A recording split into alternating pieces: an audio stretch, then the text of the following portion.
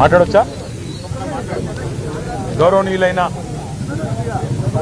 తెలంగాణ రాష్ట్ర గవర్నర్ గారిని ఈరోజు కలిసి ఈ రాష్ట్రాన్ని ఈరోజు మొత్తం కుదిపివేస్తున్న సింగరేణి బొగ్గు గనుల కుంభకోణం విషయంలో సవివరమైన నివేదిక, సవివరమైన విజ్ఞాపన పత్రం మా పార్టీ తరపున గౌరవ శాసన మండలి సభ్యులు, పార్లమెంట్ సభ్యులు, శాసనసభ్యుల బృందం, మా సీనియర్ నాయకుల బృందం అందరం కూడా కలిసి వారికి ఒక వివరమైన విజ్ఞాపన పత్రాన్ని రాష్ట్రంలో జరుగుతున్న అవినీతి, ముఖ్యంగా సింగరేణిలో జరుగుతున్న దోపిడీ విషయంలో వారికి అందజేయడం జరిగింది.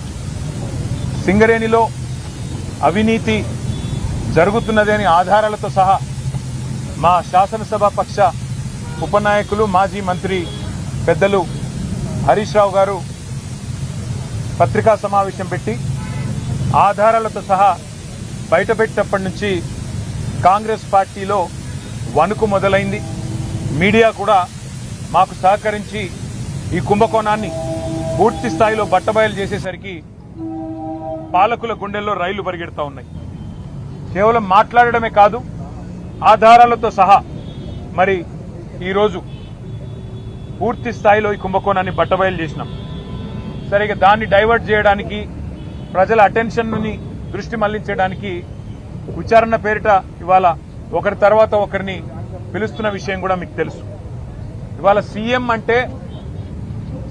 అంటే తెలంగాణలో చీఫ్ మినిస్టర్ కాదు, సీఎం అంటే కోల్ మాఫియాకి నాయకుడిగా ఇవాళ రాష్ట్ర ప్రజలు, ముఖ్యంగా సింగరేణి కార్మికులు భావించే పరిస్థితి వచ్చింది.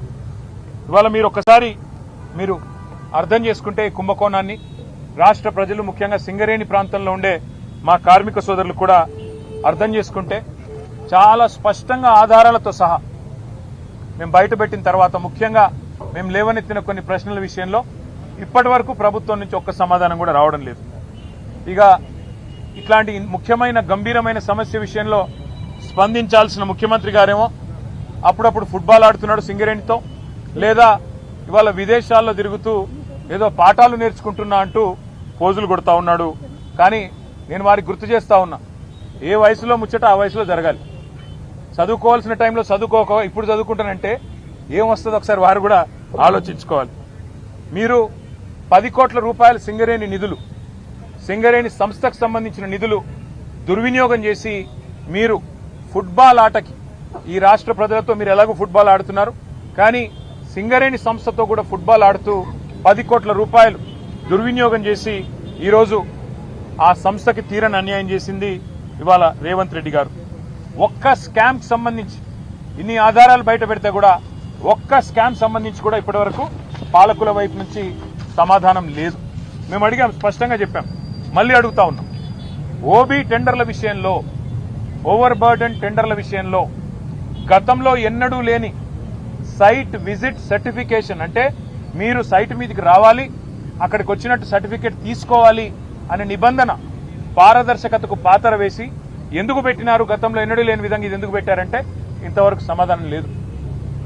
భారతదేశంలో ఎక్కడా ఏ కోల్ గనిలో లేని, ఏ బొగ్గు గనిలో లేని నిబంధన ఇక్కడనే ఎందుకు పెట్టినారు అంటే ఇంతవరకు సమాధానం రాదు.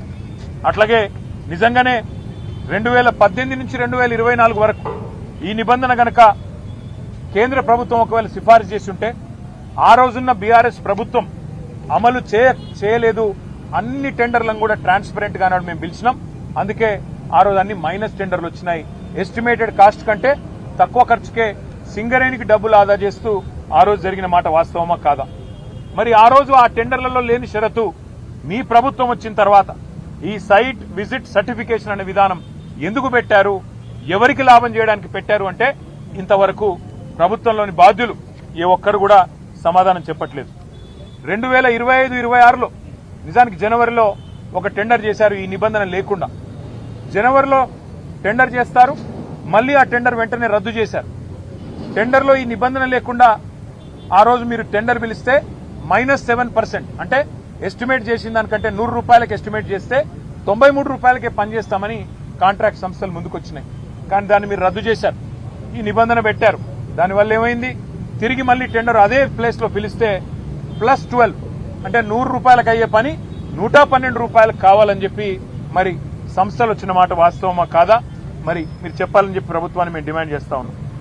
అట్లాగే మే 25 నుంచి మీరు ఎప్పుడైతే నిబంధన పెట్టారో ఈ రోజు వరకు గత 9 నెలల్లో ఎన్ని సంస్థలు ఇప్పటి వరకు ఎంతమంది కాంట్రాక్టర్లు సైట్ సందర్శించారు, మీకు ఎన్ని ఈమెయిల్స్ వచ్చినాయి, ఎన్ని లేఖలు వచ్చాయి, ఎన్ని సర్టిఫికెట్లు సింగరేణి సంస్థ జారీ చేసింది, మీరు ఒక వైట్ పేపర్, ఒక శ్వేతపత్రం ప్రచురించండి అని మేము డిమాండ్ చేస్తే ఇంతవరకు సమాధానం లేదు.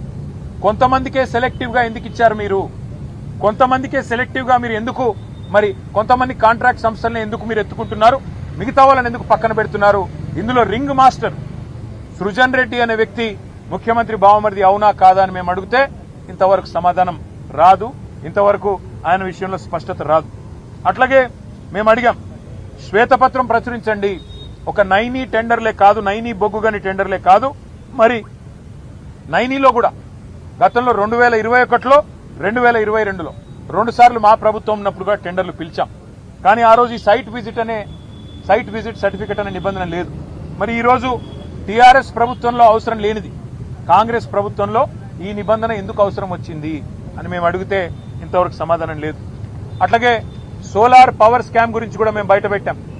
భారతదేశంలో ఎక్కడైనా మెగావాట్కు 2.5 నుంచి 3 కోట్లలో ఇవాళ సోలార్లో నిర్మాణం జరుగుతూ ఉన్నది. కానీ తెలంగాణలో మాత్రం సింగరేణి పిలిచిన సోలార్ టెండర్లలో మాత్రం 7 కోట్లట. 2.5-3 కోట్లలో అయ్యో పని దేశంలో మొత్తంలో ఒక్క తెలంగాణలో మాత్రమే 7 కోట్లు ఎందుకు అవుతున్నది, ఇది స్కామ్ కాదా సోలార్ పవర్ లో అని మేము నిలదీస్తే ఇంతవరకు సమాధానం లేదు.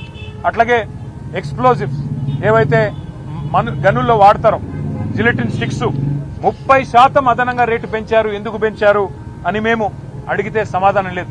చివరికి సింగరేణిలో ఒక director GV Reddy, director VK Srinivas, ఈ ఇద్దరు కూడా ఇది 30% అదనం ఎందుకు పెడుతున్నారు, ఖర్చు ఇంత పెట్టాల్సిన అవసరం లేదు, జిలెటిన్ స్టిక్స్ మీద ఎక్స్ప్లోజివ్